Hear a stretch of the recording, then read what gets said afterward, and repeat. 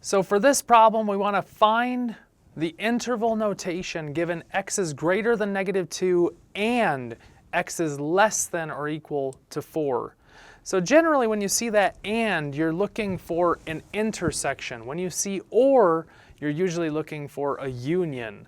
So when we graph down this x is greater than -2, so we go to -2, greater than means it's a parenthesis, and greater than means it's going to go toward bigger numbers, to positive infinity. So we have an open parenthesis at -2, and then we're shading to positive infinity.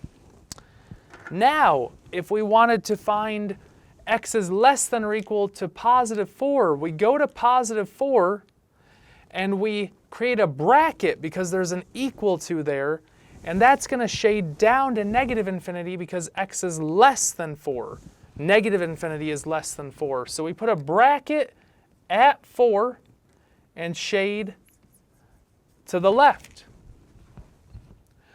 So how do we find numbers that are greater than -2 and they are less than or equal to 4? That means they have to be between those values. It can't just be this or this, it's this and this. So values where we only have this orange shading, this would be values that are not both of these inequalities.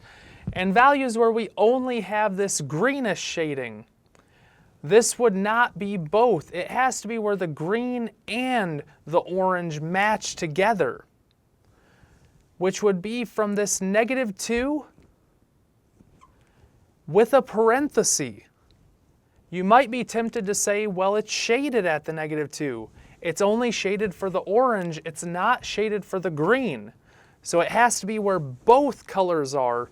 Since we only have the orange but not the green, we put a parenthesis, since -2 itself is not included. We work our way all the way to 4, where the shading stops for the orange. And at the 4, we have a bracket which is included and green shading. That means 4 is included on both, so we include it with a bracket. So the interval notation where x is greater than -2 and it's less than or equal to 4 is from -2 to 4, not including -2, but including -4.